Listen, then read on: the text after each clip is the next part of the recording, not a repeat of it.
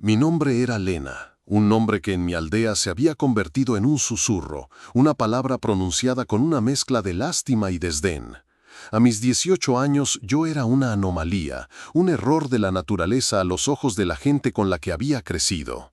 Mi cuerpo, amplio y fuerte, no se ajustaba a sus ideales de mujer, delgadas y frágiles como los juncos que crecían junto al arroyo. En una comunidad donde la escasez era una memoria reciente y una amenaza constante, mi robustez no era vista como un signo de salud, sino como una afrenta, una acaparación antinatural de la vitalidad que le pertenecía a la tierra. Yo era la chica obesa, la desafortunada, la que, según los rumores que se propagaban como la niebla matutina, tenía una sombra demasiado pesada, una sombra que ahogaba la vida de los sembradíos. Nuestra aldea, acurrucada precariamente al pie de la imponente montaña que llamábamos el Espinazo del Mundo, siempre había vivido en un delicado equilibrio con la naturaleza. Pero ese año el equilibrio se había roto. Una plaga silenciosa había teñido de negro las hojas de nuestras patatas antes de que pudieran madurar.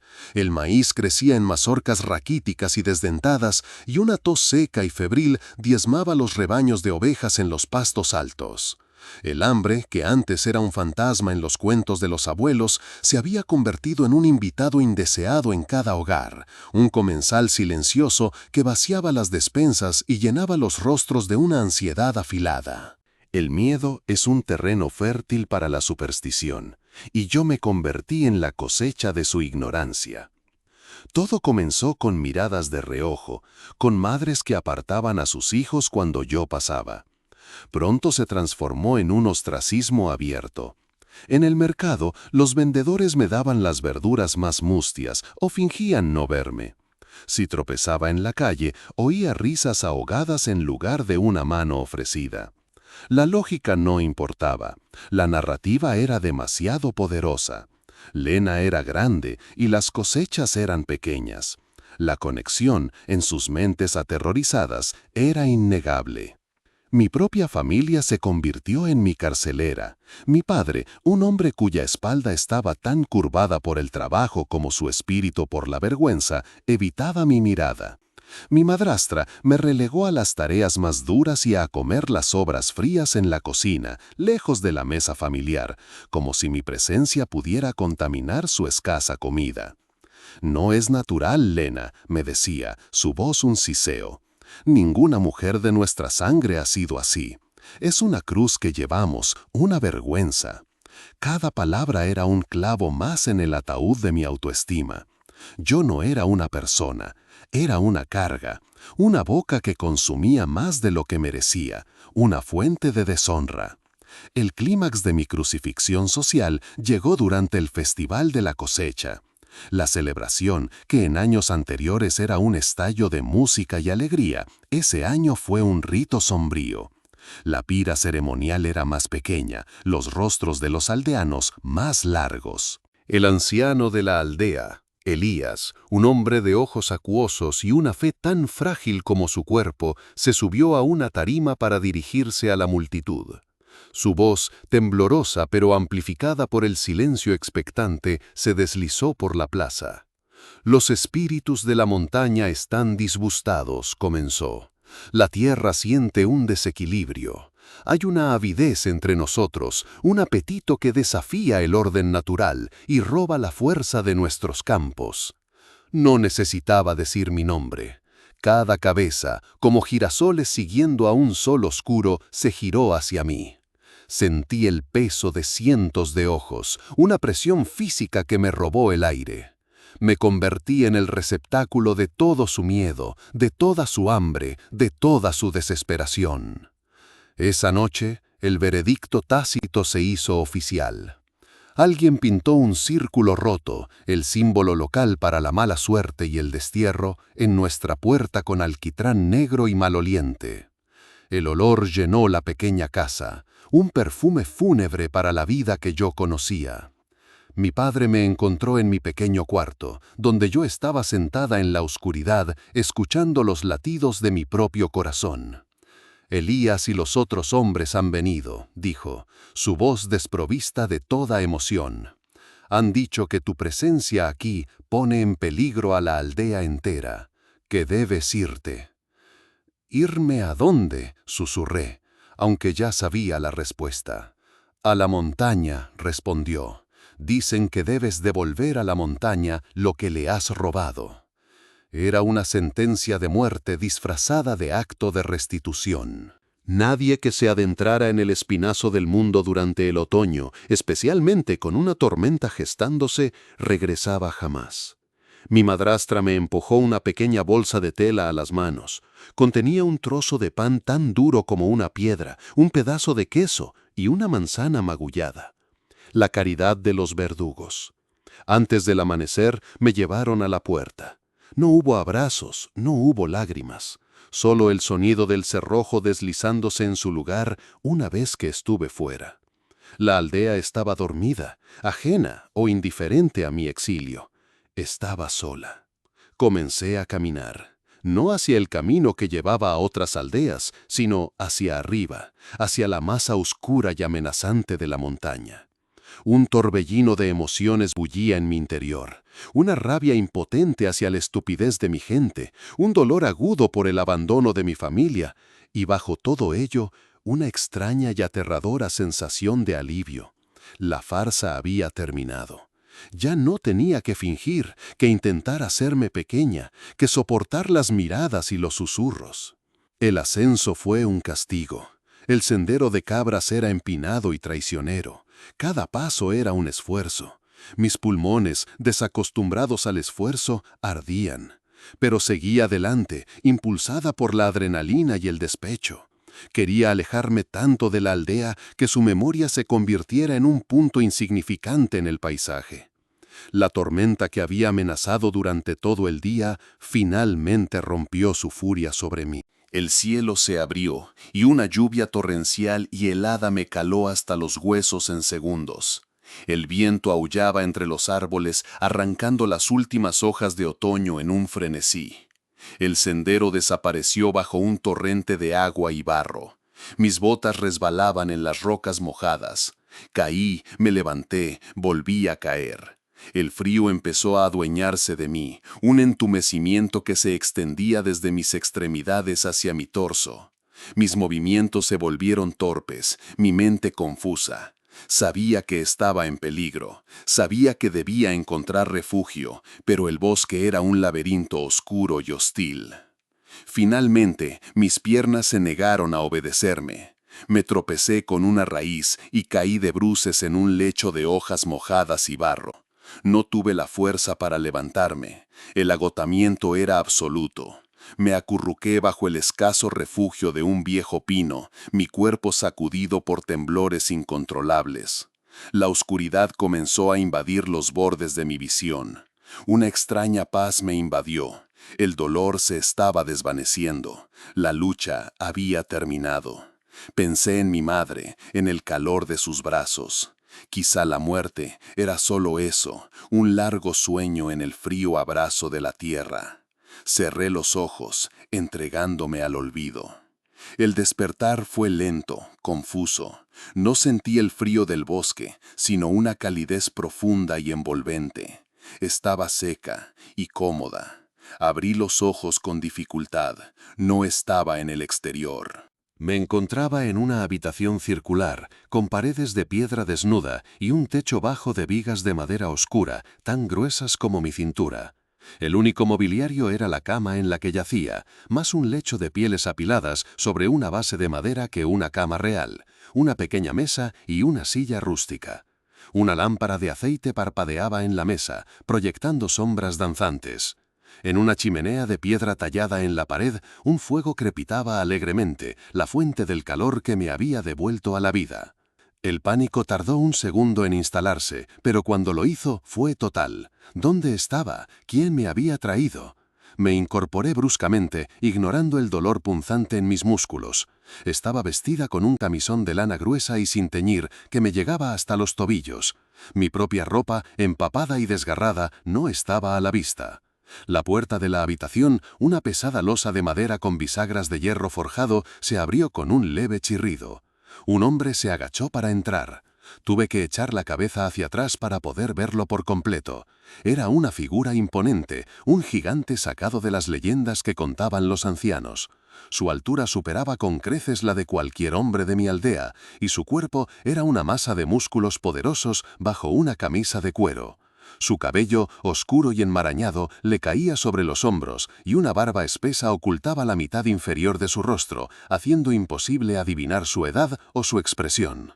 Lo único claro eran sus ojos, de un gris pálido, como el cielo antes de una tormenta de nieve. Me miraron con una intensidad tranquila que me pareció más intimidante que cualquier amenaza abierta. Se movió en silencio, con una gracia inesperada para su tamaño. Llevaba un cuenco de madera humeante.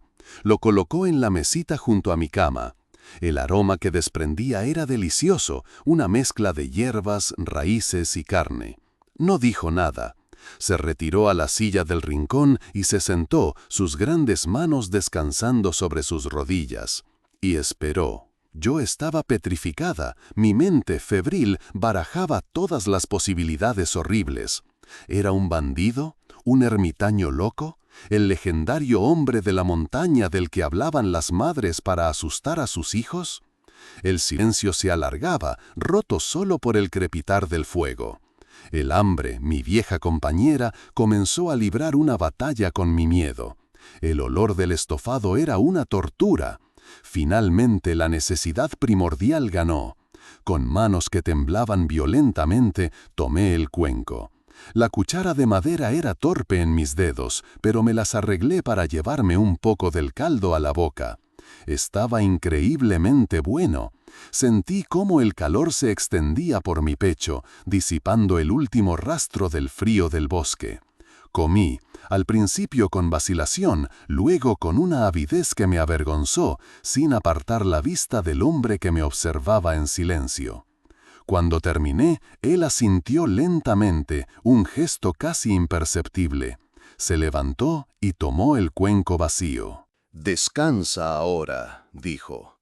Su voz era una sorpresa, profunda como un trueno lejano, pero extrañamente suave, sin la aspereza que yo esperaba. Has estado al borde de la muerte. La montaña te ha puesto a prueba y has sobrevivido. Las preguntas se agolparon en mi garganta. ¿Quién eres tú? ¿Por qué estoy aquí? Él se detuvo junto a la puerta. Soy el que escucha, el que cuida, el que permanece. Sus respuestas eran acertijos. Estás aquí porque este es tu destino. Te he estado esperando, hija de la tierra descuidada. El terror volvió a atenazarme. Esas palabras no tenían sentido. No te entiendo. Quiero irme a casa. Una expresión que podría haber sido de lástima cruzó su rostro barbudo. Ya no tienes un hogar allí abajo. Tu hogar ahora es este, conmigo. Se acercó de nuevo a la cama. Me encogí, apretando las pieles contra mi pecho. Él se detuvo a un par de pasos, su enorme figura proyectando una sombra que me cubrió por completo. Me miró fijamente, y en sus ojos grises no vi malicia, sino una certeza absoluta, una convicción tan antigua como las piedras que nos rodeaban. Y entonces, con la solemnidad de un sacerdote pronunciando un oráculo, declaró las palabras que se convirtieron en los cimientos de mi nueva y aterradora realidad. Has llegado. Tu sufrimiento te ha purificado y te ha traído a mi puerta. Sanarás, recuperarás la fuerza que te robaron. Tu cuerpo se convertirá en el templo que siempre debió ser. Y para la primavera, cuando la montaña despierte de su sueño, darás a luz a nuestro hijo. La noche después de su declaración fue la más larga de mi vida. El sueño era un océano lejano al que no podía llegar, mi mente una barca a la deriva en un mar de terror y confusión. Para la primavera darás a luz a nuestro hijo. Las palabras de Silas resonaban en el silencio de la habitación, rebotando en las paredes de piedra como el eco de una sentencia ineludible. Cada vez que cerraba los ojos veía su rostro, sus ojos grises como el granito, y oía esa voz profunda y tranquila pronunciando mi destino. ¿Estaba loco? Era la explicación más sencilla, la más tranquilizadora. Un ermitaño que había sucumbido a la soledad, creando una fantasía elaborada para poblar su mundo vacío. Pero su calma, su absoluta certeza desmentían la idea de una simple locura. No había ni un atisbo de frenesí en él. Hablaba de este hijo como un granjero hablaría de la siembra, como un hecho natural e inevitable del ciclo de la vida. La otra posibilidad era infinitamente más aterradora, que no estuviera loco, sino que fuera un monstruo de una clase que yo no podía ni empezar a comprender, un hombre con un plan metódico y horrible. Pasé la noche acurrucada bajo las pieles, escuchando cada crujido de la cabaña, cada suspiro del viento, esperando que la pesada puerta de madera se abriera, esperando que viniera a mí para cumplir su profecía por la fuerza. Pero la puerta permaneció cerrada. La única compañía que tuve fue la de mi propio corazón desbocado. Cuando la primera luz gris del alba se filtró por la pequeña ventana, yo ya estaba despierta, exhausta pero con los nervios a flor de piel. El miedo de la noche se había solidificado en una resolución fría y desesperada. Tenía que escapar, tenía que intentarlo. No importaba la nieve ni la montaña, cualquier cosa era preferible a permanecer un segundo más en esa cabaña, bajo el mismo techo que el hombre que había reclamado mi futuro. Oí sus movimientos en la sala principal, el sonido de la leña siendo añadida al fuego. Me vestí con la ropa de lana que me había proporcionado, mis manos torpes por el pánico. Esperé, conteniendo la respiración. La puerta de mi cuarto se abrió. Silas estaba allí, su enorme silueta llenando el marco. Me encogí instintivamente, preparándome para lo peor. Él simplemente me miró, asintió una vez y dijo: «El desayuno está listo». Luego se dio la vuelta y se fue. Mi mente no podía procesarlo, la disonancia entre sus palabras proféticas de la noche anterior y su comportamiento mundano de la mañana era vertiginosa. Fui a la sala principal, con la cautela de un animal herido. Sobre la mesa de madera maciza había 2 cuencos humeantes de gachas de avena, espesas y llenas de nueces, y miel, junto a una jarra de leche tibia. Se sentó y empezó a comer en silencio, como si la conversación más aterradora de mi vida no hubiera tenido lugar. Me senté frente a él, mi cuerpo rígido, y comí mecánicamente, el sabor perdido en mi lengua por el miedo. Esta normalidad era una forma de tortura psicológica más eficaz que cualquier amenaza. Me mantenía desequilibrada, incapaz de predecir su siguiente movimiento. Después del desayuno, me asignó mi primera tarea. «La caja de leña está casi vacía», dijo, señalando el gran arcón de madera junto a la chimenea. «Afuera, junto a la pared oeste, hay un cobertizo con troncos. Necesito que traigas suficientes para pasar el día y la noche». Me entregó unos guantes de cuero gruesos. «Póntelos, la madera está helada y te cortará las manos». Salir al exterior fue un shock. El aire era tan frío y puro que dolía respirar. La nieve cubría todo en un manto blanco y deslumbrante, de casi 1 metro de profundidad. El silencio era absoluto, roto solo por el sonido de mis propias botas hundiéndose en la nieve. El cobertizo estaba a unos 20 metros de la cabaña. La tarea parecía sencilla, pero pronto descubrí mi error.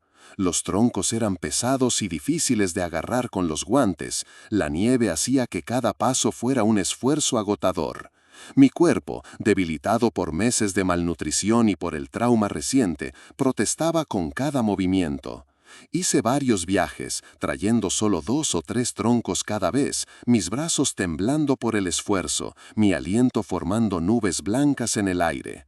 Silas me observaba desde la puerta, sin ofrecer ayuda, pero también sin criticar mi lentitud. Su presencia era una presión silenciosa, un recordatorio constante de mi debilidad y mi dependencia. Los días siguientes establecieron un patrón. Por la mañana, trabajo físico. No eran tareas degradantes, sino funcionales, necesarias para nuestra supervivencia en ese entorno aislado. aprender a mantener el fuego, a limpiar la nieve de los caminos, a remendar las pieles. Y con cada tarea venía una lección implícita. Me enseñó a reconocer los diferentes tipos de madera por su peso y su corteza, cuál ardía más rápido y cuál producía brasas más duraderas. Me enseñó a leer el cielo, a predecir el tiempo por la forma y el color de las nubes. No hablaba mucho, pero cuando lo hacía, sus palabras eran precisas, llenas de un conocimiento práctico y antiguo. Y luego estaba la comida. 3 veces al día me presentaba comidas que habrían sido consideradas un lujo extravagante en mi aldea. Guisos que cocinaba a fuego lento durante horas, llenos de carne tierna y vegetales de raíz dulces. Pescado capturado en agujeros en el hielo del arroyo cercano, asado con hierbas aromáticas. Nunca mencionó mi peso, nunca comentó sobre mi apetito. Simplemente me alimentaba, con la misma seriedad con la que alimentaba el fuego. Mi cuerpo, traicionado y maltratado durante tanto tiempo, respondió con una gratitud confusa. Sentí una fuerza nacer en mis músculos, una calidez extenderse desde mi núcleo. Pero mi mente estaba en guerra. Cada bocado se sentía como un pacto con el diablo. ¿Por qué me estaba fortaleciendo? ¿Para qué me estaba preparando? La profecía sobre el Hijo se cernía sobre cada comida, convirtiendo cada acto de nutrición en un presagio ominoso. Después de una semana de esta rutina enloquecedora, decidí que no podía esperar más. Tenía que intentar huir. Observé sus hábitos. Todas las tardes, después de la comida del mediodía, se adentraba en el bosque para revisar sus trampas. Era una ausencia de al menos 2 o 3 horas. Era mi única oportunidad. Ese día fingí estar más cansada de lo habitual y me retiré a mi habitación después de comer. Escuché el sonido de sus pesadas botas alejándose de la cabaña, el crujido de la nieve haciéndose cada vez más débil hasta que solo quedó el silencio. Esperé otros 10 minutos, mi corazón martillando contra mis costillas. Luego me puse el abrigo y las botas, cogí el cuchillo de cocina más grande que pude encontrar y lo escondí en mi cintura. Salí de la cabaña. El sol del mediodía brillaba sobre la nieve, creando un resplandor cegador. Recordé la dirección general por la que mi padre me había traído, cuesta abajo, hacia el sur. Empecé a correr. Correr en la nieve profunda era una pesadilla. Era como moverse a través de melaza helada. Cada paso era una lucha. Me hundía hasta las rodillas, y levantar las piernas para dar el siguiente paso requería un esfuerzo titánico. A los pocos minutos ya estaba sin aliento, con el sudor frío perlado en mi frente a pesar del frío glacial. Pero el pánico me daba fuerzas. Seguí adelante, tropezando, cayendo, levantándome, con la imagen de Silas regresando y encontrándome desaparecida grabada en mi mente. Después de lo que pareció una hora, me detuve para recuperar el aliento, apoyada en un árbol. Miré a mi alrededor. El paisaje era un caos de troncos blancos y sombras azules. No había camino, no había puntos de referencia, solo una extensión infinita de bosque nevado. Intenté orientarme por el sol, pero estaba alto en el cielo y las nubes empezaban a acumularse, difuminando su posición. La sensación de desorientación fue repentina y total.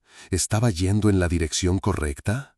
Empecé a caminar de nuevo, pero ahora con una creciente ansiedad. El bosque, que desde la cabaña parecía majestuoso, ahora se sentía amenazador, claustrofóbico. Los árboles parecían haberse movido, cerrando los caminos que creía haber visto. El viento empezó a levantarse, susurrando entre las ramas, y juraría que oía mi nombre en sus lamentos.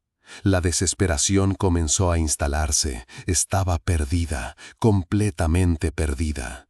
El frío, que mi esfuerzo había mantenido a raya, comenzó a filtrarse de nuevo en mi cuerpo. Mis dedos estaban entumecidos. Mi determinación se estaba desmoronando, reemplazada por un miedo primordial y helado.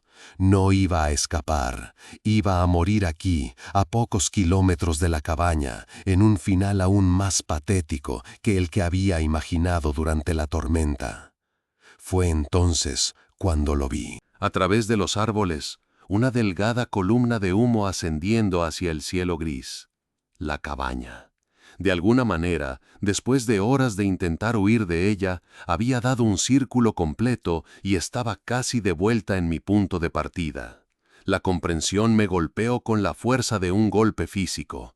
No era una coincidencia, era imposible. La montaña no me dejaba ir. Derrotada, seguí el humo como un faro. Cuando llegué al claro, el sol ya estaba empezando a ponerse, tiñendo la nieve de tonos rosados y anaranjados. Silas estaba sentado en el porche limpiando su rifle de caza. Levantó la vista cuando me acerqué, cojeando y temblando. No había sorpresa en su rostro, ni ira, solo una profunda y paciente tristeza. «El bosque no entrega fácilmente a los que le pertenecen», dijo, su voz tranquila. Me derrumbé en los escalones de madera, demasiado agotada para sentir miedo, solo una inmensa y vacía derrota. «No puedes retenerme aquí», sollocé, las lágrimas finalmente rompiendo la presa de mi orgullo. «No soy yo quien te retiene, Elena», respondió. «Es ella». Hizo un gesto hacia las montañas que nos rodeaban. «Ella te ha reclamado. Intentar huir es como si una gota de lluvia intentara huir del océano. Solo te cansarás». Entró en la cabaña y regresó con una manta gruesa que me echó por los hombros. Luego se sentó a mi lado. «Crees que soy tu enemigo», dijo, mirando el atardecer. «Pero tu verdadero enemigo es la creencia de que no tienes valor. Tu gente te desechó, te hizo creer que eras un error. Pero la montaña ve las cosas de otra manera. Ella no ve el peso de tu cuerpo, ve la fuerza de tu espíritu. Un espíritu que ha soportado el desprecio y la soledad sin romperse. Eso es raro, eso es poderoso». Cogió una pequeña piedra plana del suelo. «Ellos te ven como esta piedra, común, sin valor. Pero la montaña sabe que incluso la piedra más humilde, bajo la presión y el tiempo adecuados, puede contener un cristal en su interior». Sus palabras me envolvían, confusas y extrañamente reconfortantes. Estaba agotada, derrotada y aterrorizada, pero por primera vez, una pequeña parte de mí comenzó a escuchar no solo sus palabras, sino la intención que había detrás de ellas. No era la voz de un loco, era la voz de un creyente, y su fe, tan sólida como la montaña misma, era en algo que me incluía. Me quedé allí sentada, envuelta en la manta, mientras la oscuridad descendía. Mi intento de fuga había fracasado estrepitosamente, pero había logrado algo, había cambiado el aire entre nosotros. La pregunta ya no era si podía escapar, sino qué significaba realmente estar atrapada. Mi prisión no tenía barrotes de hierro, sino raíces antiguas y rocas silenciosas. Y mi carcelero no era un simple hombre, sino un devoto que me hablaba de cristales escondidos en la piedra. La noche cayó, y yo sabía que mi única salida, si es que existía, no estaba en huir hacia afuera, sino en entender el misterio que se ocultaba hacia adentro. El invierno se apoderó de la montaña, un tirano de hielo y nieve que nos mantuvo confinados en la cabaña durante semanas. El mundo exterior se desvaneció, reducido a un paisaje abstracto de blanco y gris. Paradójicamente, a medida que nuestro mundo físico se encogía, mi mundo interior se expandía. La ausencia de distracciones y la proximidad forzada con Silas crearon una extraña intimidad, no de afecto, sino de intensa observación mutua. Lejos de ser el final de mi entrenamiento, el invierno marcó el comienzo de su fase más crucial. Durante el día, el trabajo continuaba. Manteníamos el fuego, racionábamos la leña, reparábamos herramientas.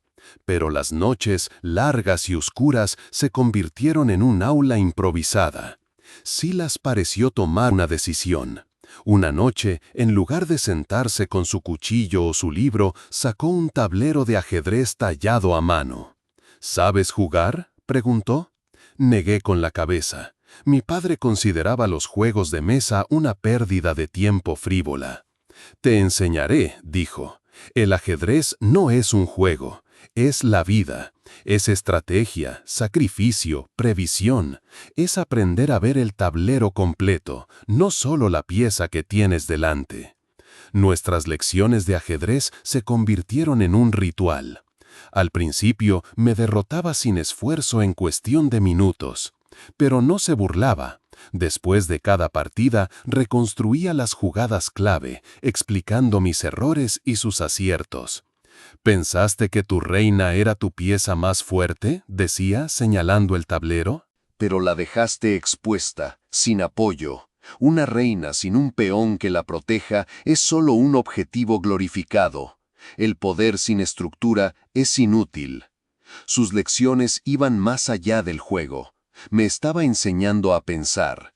Me estaba enseñando a ver las cadenas de causa y efecto, a anticipar las consecuencias, a proteger mis activos y a explotar las debilidades de mi oponente. Poco a poco empecé a mejorar. Empecé a durar más en las partidas, a forzarlo a pensar. La primera vez que logré capturar su reina, sentí una oleada de triunfo tan intensa que me dejó sin aliento. Él simplemente asintió, una chispa de aprobación en sus ojos. Bien, dijo, estás aprendiendo a dejar de ser la pieza y a empezar a pensar como la jugadora. Una noche, en medio de una tormenta de nieve particularmente violenta, el generador que alimentaba su misteriosa oficina empezó a fallar. Oí a Silas maldecir en voz baja desde la habitación cerrada, un sonido tan inusual que me alarmó. Después de un momento, abrió la puerta. «Necesito tu ayuda», dijo, su rostro tenso. «El motor de arranque está fallando. Necesito que sostengas la linterna y me pases las herramientas que te pida». El corazón me latía con fuerza mientras cruzaba el umbral prohibido. La habitación era exactamente como la había imaginado y al mismo tiempo completamente diferente. Era un centro de mando. Múltiples pantallas de ordenador montadas en la pared, aunque ahora oscuras, mapas topográficos, equipos de radio y una pared entera que funcionaba como un tablero de corcho, cubierta de un complejo diagrama de flujo. En el centro del diagrama, rodeada por un círculo rojo, estaba la foto de mi padre, Ricardo. Me quedé paralizada, mi mente luchando por procesar la imagen. Silas no pareció notar mi conmoción, demasiado concentrado en el generador abierto. «La llave inglesa de 12 milímetros», ordenó. Me moví como en un sueño, encontré la herramienta y se la pasé. Mientras él trabajaba, mis ojos recorrían el tablero. Había fotos de ejecutivos, planos de edificios, artículos de prensa sobre innovaciones Ricardo. Era la anatomía de la vida de mi padre, diseccionada con una precisión clínica y obsesiva. Y conectado a la foto de Ricardo, con una línea de color negro, había un recuadro, con un nombre, Cael Magnusson, y debajo de su nombre, en letras mayúsculas rojas, una sola palabra, traición. Cael Magnusson, susurré el nombre sin darme cuenta. Cael se detuvo en su trabajo. El único sonido era el aullido del viento afuera. Lentamente se enderezó y se volvió hacia mí. Su rostro, iluminado por el haz tembloroso de mi linterna, era una máscara de dolor antiguo y furia contenida. «Así que lo has visto», dijo. No era una pregunta. Asentí, incapaz de hablar. Él suspiró, un sonido pesado, como si el peso de años de silencio se liberara de sus pulmones. Se pasó una mano por la cara. Supongo que es hora de que conozcas las reglas del juego que estás jugando. Me señaló una silla. Siéntate, Lara. Esta noche la lección no es sobre ajedrez, es sobre venganza.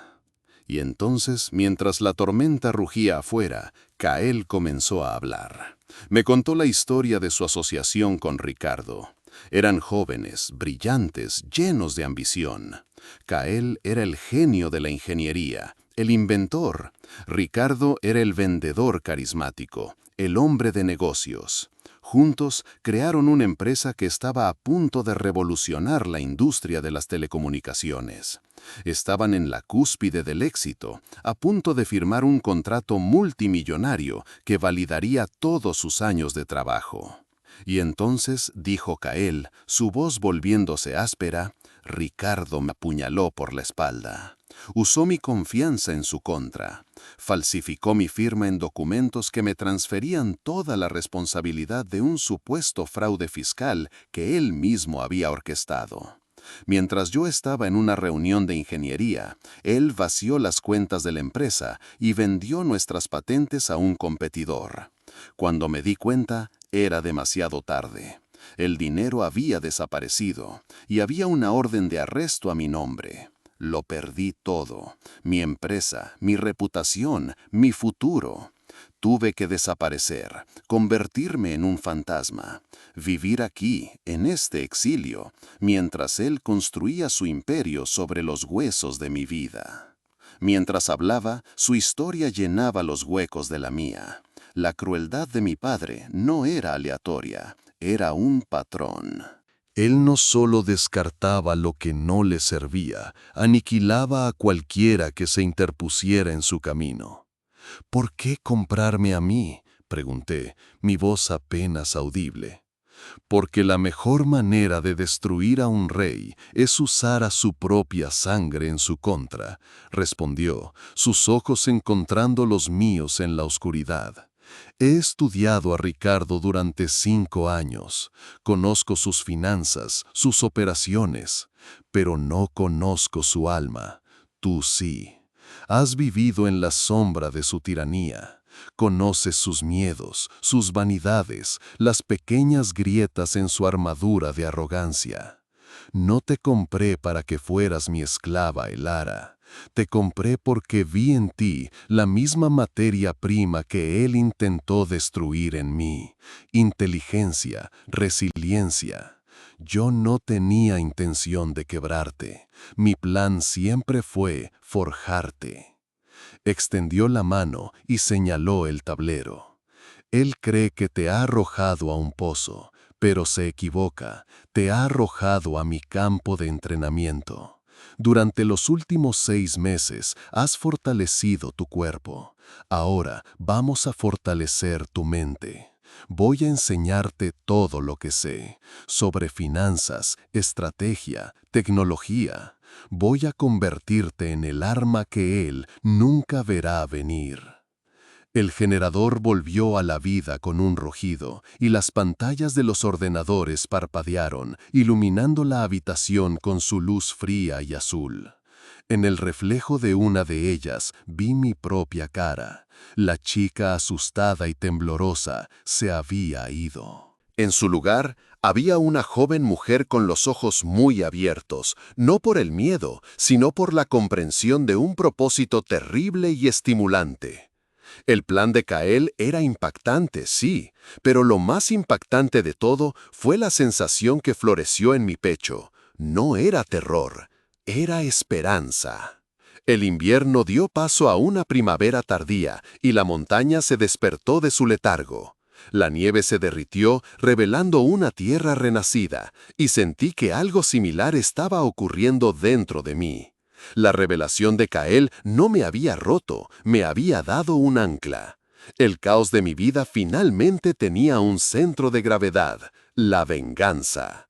Pero no una venganza ciega y furiosa, sino una calculada, fría y metódica, como una partida de ajedrez a gran escala. Nuestra rutina cambió drásticamente. Las mañanas seguían dedicadas al trabajo físico. Kael insistía en ello. Un cuerpo fuerte alberga una mente fuerte, decía. La resistencia física genera resistencia mental. Nunca olvides eso. Pero ahora el trabajo se sentía diferente. No era una servidumbre, era un entrenamiento. Cada tronco que partía, cada cubo de agua que acarreaba, era un paso más en mi transformación. Estaba forjando una armadura, tanto literal como metafónica. Las tardes y las noches se convirtieron en mi universidad privada. La oficina de Kael era nuestra aula. Me sumergí en un océano de conocimiento que nunca supe que existía. Empezamos con los fundamentos de la economía. Kael me explicaba los conceptos de oferta y demanda, inflación y mercado de capitales con la misma paciencia con la que me había enseñado a mover un peón. Usaba ejemplos del mundo natural para ilustrar puntos complejos. Piensa en el ecosistema del bosque, Elara. Cada criatura tiene un papel, cada recurso es limitado. El mercado financiero no es diferente. Es una jungla con sus propios depredadores y presas. Tienes que aprender a ser una depredadora. Después de la economía, pasamos a las finanzas corporativas. Aprendí a leer un balance general, a analizar un estado de flujos de efectivo, a calcular ratios de rentabilidad. Kael me ponía delante los informes anuales de Innovaciones Ricardo y me hacía diseccionarlos. Encuentra la mentira, me decía.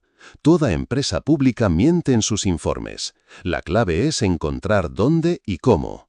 Busca las inconsistencias, los números que parecen demasiado buenos para ser verdad. Al principio era abrumador, un mar de jerga y cifras. Pero Kael era un día implacable. Me obligaba a seguir adelante, a hacer preguntas, a no dar nada por sentado. Y lentamente empecé a ver los patrones, a entender el lenguaje oculto tras los números. Pero el entrenamiento no era solo académico, era psicológico.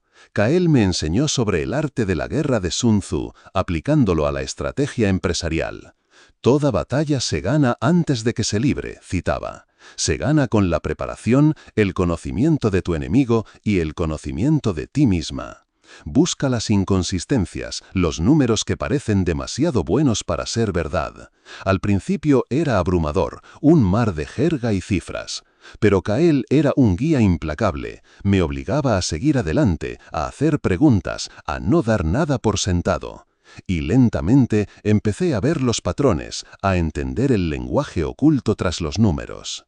Pero el entrenamiento no era solo académico, era psicológico. Kael me enseñó sobre el arte de la guerra de Sun Tzu, aplicándolo a la estrategia empresarial. Toda batalla se gana antes de que se libre, citaba. Se gana con la preparación, el conocimiento de tu enemigo y el conocimiento de ti misma. Me hacía estudiar la biografía de mi padre, analizar sus entrevistas públicas, sus discursos. ¿Qué lo motiva, Elara?, me preguntaba. El dinero, respondía yo al principio. No, replicaba él con firmeza. El dinero es solo una herramienta, un medio para un fin. Lo que motiva a tu padre es el estatus, el miedo a ser percibido como débil o insignificante. Su ego es su mayor activo y su mayor vulnerabilidad. Ataca su dinero y luchará. Ataca su legado, su imagen de hombre hecho a sí mismo, y se desmoronará. Creamos perfiles psicológicos de cada miembro de la junta directiva de su empresa, de sus ejecutivos de confianza. Yo aportaba los matices personales que Kael no podía conocer. Recordaba conversaciones que había oído por casualidad, los nombres de los ejecutivos a los que mi padre elogiaba y a los que despreciaba en privado. Martín es leal pero cobarde. Hará lo que Ricardo diga, pero será el primero en abandonarlo si el barco se hunde, le explicaba yo. Elena, la directora financiera, es ambiciosa y resiente que Ricardo se lleve todo el crédito. Ella es un posible punto de quiebre. Toda esta información iba a parar a la pared de corcho de Kael, convirtiéndose en un complejo mapa de alianzas, rivalidades y debilidades. Nuestra relación evolucionó. Dejó de ser la de un captor y su prisionera, o incluso la de un maestro y su alumna. Nos convertimos en socios, en conspiradores. Las noches junto al fuego ya no eran silenciosas. Discutíamos estrategias, debatíamos tácticas. A veces yo no estaba de acuerdo con él y le exponía mis razones con una lógica que yo misma me sorprendía de poseer. Él me escuchaba con atención y si mi argumento era sólido, lo aceptaba. Tienes razón, decía, tu perspectiva es valiosa, estás más cerca de su mentalidad. Esas palabras eran más gratificantes que cualquier elogio que pudiera haber imaginado. Me estaba tratando como a una igual. Un día me llevó a un claro en lo profundo del bosque. Allí había montado un pequeño campo de tiro. Me enseñó a manejar una pistola y un rifle. No creo en la violencia innecesaria, me dijo mientras me explicaba cómo apuntar, pero creo en estar preparada. El mundo al que vas a volver es peligroso.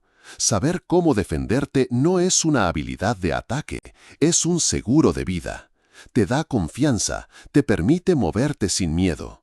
Aprender a disparar, a controlar una herramienta tan poderosa, fue otra capa en mi transformación. El sonido del disparo resonando en las montañas era como el eco de mis propias cadenas rompiéndose. Así pasaron los años. Mi cuerpo se esculpió con el trabajo y el entrenamiento. Mi mente se afiló con el conocimiento y la estrategia. La chica que había llegado a la montaña ya no existía. Se había quemado en la forja de Kael y de sus cenizas había surgido otra persona. Una mujer con un propósito de hierro y la paciencia de un cazador. El plan para destruir a Ricardo ya no era el plan de Kael, era nuestro plan, y estábamos casi listos para ponerlo en marcha. La mañana de mi 20º cumpleaños, Kael me llamó a su oficina. Sobre la mesa no había un pastel, sino un ordenador portátil abierto en una página web. Era el portal de admisiones de una prestigiosa escuela de negocios en la ciudad. «He creado una identidad para ti», dijo. Isabela Reyes, huérfana, graduada con honores de un programa online y beneficiaria de una beca anónima que cubrirá todos tus gastos. Me entregó una carpeta con documentos. Dentro había un historial académico perfecto, cartas de recomendación falsificadas y una biografía detallada. Todo era una mentira meticulosamente construida. «Vas a ir a la universidad, Isabela», dijo Kael, probando el nuevo nombre. «Vas a destacar, vas a hacer contactos, vas a construir una reputación. Mientras tanto, yo moveré nuestras piezas financieras. Para cuando te gradúes, estaremos listos para el jaque mate». Miré la pantalla, luego los documentos y finalmente a él. Volver al mundo, volver a la ciudad que me había visto como una paria. Era el siguiente paso, el más aterrador y el más necesario. «¿Y si me reconocen?», pregunté. «No lo harán», respondió Kael con una confianza absoluta. «La chica que se fue hace 4 años está muerta. La mujer que va a volver es alguien a quien nadie ha visto antes». Señaló el espejo que colgaba en una de las paredes de la cabaña. Por primera vez en años me miré de verdad. La cara que me devolvió la mirada era más delgada, más angular. Mis ojos, antes nublados por el miedo, ahora tenían una claridad intensa. Mi postura era erguida, segura. Tenía razón, nadie me reconocería, apenas me reconocía yo misma. «Es hora de salir de la montaña, Elara», dijo Kael suavemente. «Es hora de ir a cazar». Dejar la montaña fue como salir de un capullo. El aire de la ciudad era espeso y olía a asfalto y a prisa. Los sonidos eran una cacofonía que asaltaba mis sentidos acostumbrados al silencio del bosque.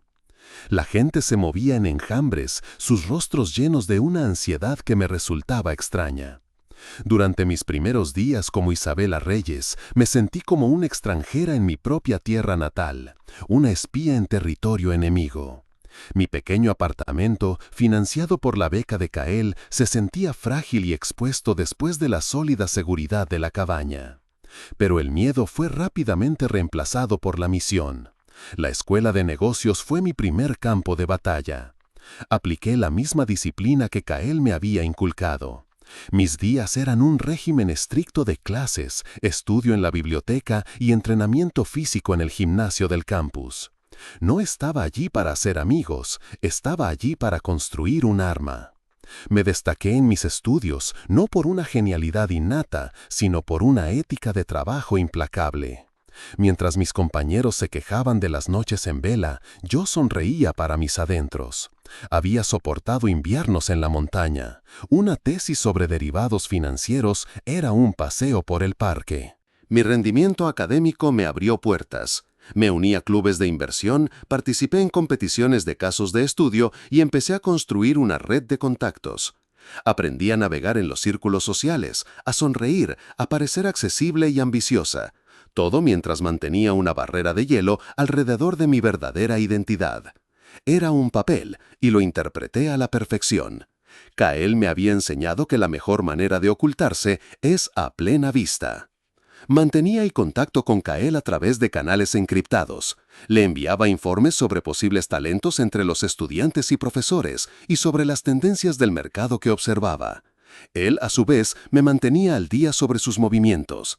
Había estado usando los fondos que había acumulado durante años para construir silenciosamente una cartera de inversiones diversificada, un holding anónimo con sede en el extranjero. Estaba sentando las bases de nuestro arsenal financiero. El día clave llegó durante mi último año de universidad. La empresa de mi padre, Innovaciones Ricardo, anunció su programa de prácticas de verano para estudiantes de élite. Era la oportunidad que habíamos estado esperando. El puesto ofrecido era en el departamento de fusiones y adquisiciones, el corazón neurálgico del crecimiento agresivo de la empresa. Era una fortaleza casi inexpugnable. «Es demasiado arriesgado», le dije a Kael durante una de nuestras comunicaciones. «Estaré demasiado cerca de él. Alguien podría reconocerme». «Nadie te reconocerá, Isabela», insistió él. «Ellos buscan a una chica gorda y rota. Tú eres todo lo contrario. Y necesitamos a alguien dentro. Ha anunciado una nueva y masiva adquisición.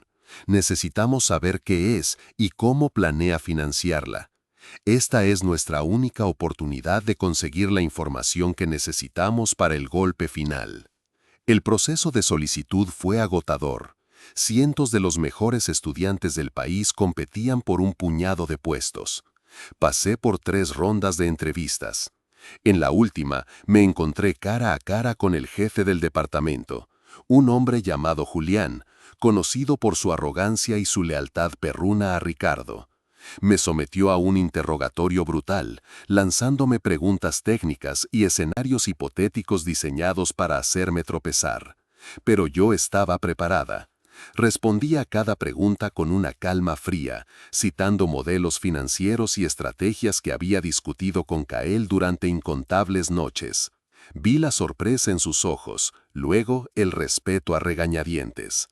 2 días después recibí la oferta. Lo había conseguido. Iba a volver al vientre de la bestia. El primer día en Innovaciones Ricardo fue como caminar en un sueño febril. El rascacielos de cristal era un monumento al ego de mi padre. El vestíbulo de mármol, las obras de arte carísimas, los empleados vestidos con trajes impecables que se movían con una mezcla de miedo y ambición. Todo estaba diseñado para proyectar un poder invencible. Mi trabajo como interna consistía en tareas tediosas: analizar hojas de cálculo, preparar presentaciones, investigar empresas objetivo. Pero para mí era un tesoro. Tenía acceso a la red interna de la compañía. Y con las habilidades informáticas que Kael me había enseñado, no tardé en encontrar formas de acceder a servidores y directorios que estaban más allá de mi nivel de autorización. Era un fantasma en la máquina. Trabajaba sin descanso, llegando antes que nadie y yéndome la última. Mi dedicación impresionó a Julián y a los demás miembros del equipo. Me empezaron a dar tareas más importantes. Me incluyeron en reuniones sobre la Operación Titán, el nombre en clave para la adquisición hostil que Ricardo estaba planeando. Se trataba de una empresa de biotecnología con una patente prometedora. Ricardo la codiciaba y estaba dispuesto a pagar mucho más de su valor de mercado para conseguirla. Una tarde, mientras trabajaba hasta tarde, oí su voz en el pasillo. Mi padre. El sonido me golpeó con una fuerza física y tuve que agarrarme a mi escritorio para no caerme. Pasó por la puerta de cristal de la oficina hablando por teléfono, demasiado absorto en su conversación para fijarse en la interna solitaria que trabajaba en un rincón. Pero yo lo vi. La misma postura arrogante, el mismo traje caro. El hombre que me había vendido por un puñado de billetes. La bilis me subió por la garganta. Me obligué a respirar hondo, a canalizar la oleada de rabia y convertirla en el combustible frío y concentrado que Kael me había enseñado a usar. Esa noche profundicé más que nunca en los servidores de la empresa y encontré lo que buscábamos: el plan de financiación para la Operación Titán. Ricardo no tenía el capital para la adquisición. Para convencer a los bancos y a la junta directiva, había hecho lo que mejor sabía hacer: mentir. Había inflado artificialmente los informes de beneficios de los 2 últimos trimestres, ocultando pérdidas en una de sus divisiones a través de una compleja red de empresas fantasma. Estaba construyendo un castillo de naipes sobre cimientos podridos. Era el mismo patrón de fraude que había usado para destruir a Kael. Hice una copia segura de todos los archivos, de cada correo electrónico incriminatorio, de cada hoja de cálculo falsificada. Encripté los datos y los envié a Kael. El mensaje que le adjunté era corto: «Tenemos al rey en jaque». Su respuesta llegó minutos después: «Excelente trabajo, socia. Prepara el tablero para el jaque mate». El acto final se desarrolló con la precisión de una operación militar. Kael, a través de su holding anónimo, comenzó a ejecutar la estrategia que habíamos diseñado durante años. Primero, usando la información que yo le había proporcionado, empezó a comprar sigilosamente acciones de la empresa de biotecnología, el objetivo de Ricardo. No para hacerse con ella, sino para crear un obstáculo y hacer subir el precio, obligando a Ricardo a endeudarse aún más para mantener su oferta. Segundo, inició una operación masiva de venta en corto de las acciones de Innovaciones Ricardo. Estaba apostando millones a que la empresa se desplomaría, una apuesta segura sabiendo que el escándalo estaba a punto de estallar. Era un movimiento audaz que, si salía mal, podría arruinarlo, pero no iba a salir mal. Mi papel era encender la mecha. Kael había cultivado durante el último año una relación con una periodista de investigación de un importante diario financiero, una mujer conocida por su tenacidad y su odio a la corrupción corporativa. Yo sería su fuente anónima. Preparé un paquete de datos irrefutable, los documentos internos, los correos electrónicos, un análisis detallado que explicaba el mecanismo del fraude paso a paso. Envié el paquete desde una red segura una noche de jueves, programado para llegar a la periodista a primera hora del viernes. El viernes por la mañana llegué a la oficina y el ambiente era eléctrico. Ricardo iba a presentar su oferta final a la junta directiva de la empresa de biotecnología ese mismo día. Su victoria parecía inminente, la arrogancia en el aire era palpable. Julián y su equipo celebraban por adelantado. Yo me senté en mi escritorio y observé, sintiéndome como la calma en el ojo del huracán. A las 9:30 am, la historia se publicó online. Fraude masivo en Innovaciones Ricardo, CEO acusado de falsificar beneficios para financiar adquisición hostil. El efecto fue instantáneo y cataclísmico. Fue como lanzar una bomba de neutrones en el edificio. Los teléfonos empezaron a sonar sin parar. Los televisores de la sala de descanso, sintonizados en los canales de noticias financieras, mostraban titulares rojos parpadeantes. Vi a los ejecutivos salir de sus oficinas, con los rostros pálidos de incredulidad y pánico. El precio de las acciones de Innovaciones Ricardo apareció en la pantalla, una línea roja en caída libre, desplomándose un 30%, luego un 40%, un 50%. Millones de dólares de valor evaporándose en minutos. La reunión de Ricardo con la empresa de biotecnología fue cancelada abruptamente. La Comisión de Valores anunció una investigación de emergencia. Los inversores empezaban a vender en pánico. El castillo de naipes se estaba derrumbando en tiempo real. En medio del caos, yo permanecí en mi cubículo, archivando documentos sin importancia con una concentración metódica. Mi serenidad era tan anómala que la gente empezó a fijarse en mí. Vi a Julián mirarme desde el otro lado de la sala con una expresión de confusión en su rostro. A mediodía llegaron los abogados de la junta directiva. Convocaron a Ricardo a una reunión a puerta cerrada. Estuvo allí durante 3 horas. Yo esperé. Sabía lo que venía. Cuando la puerta se abrió, Ricardo salió. Pero no era el mismo hombre. La arrogancia había sido arrancada de él, dejando tras de sí a un anciano frágil y demacrado. Su traje caro parecía colgarle de los hombros. Su rostro era una máscara gris de conmoción. 2 guardias de seguridad lo flanqueaban discretamente. Había sido despojado de todo. Mientras caminaba hacia el ascensor, su última caminata por el imperio que había construido, su mirada vacía se cruzó con la mía. Se detuvo, me miró fijamente y vi cómo su mente trabajaba tratando de colocar mi cara. Yo era la interna, la chica silenciosa y eficiente. Pero había algo más, algo en mi mirada tranquila y sin miedo. Me levanté de mi silla y di un paso hacia él, cerrando la distancia entre nosotros. No dije ni una palabra, no necesitaba hacerlo. Simplemente lo miré. Dejé que viera en mis ojos todo lo que había sucedido. La montaña, la cabaña, el hacha, el ajedrez, los libros, el entrenamiento. Dejé que viera a la hija que había desechado, transformada en la personificación de su ruina. El velo de la confusión se rasgó en sus ojos y fue reemplazado por un horror tan profundo y absoluto que casi me dio lástima. Abrió la boca para hablar, pero solo salió un sonido ahogado.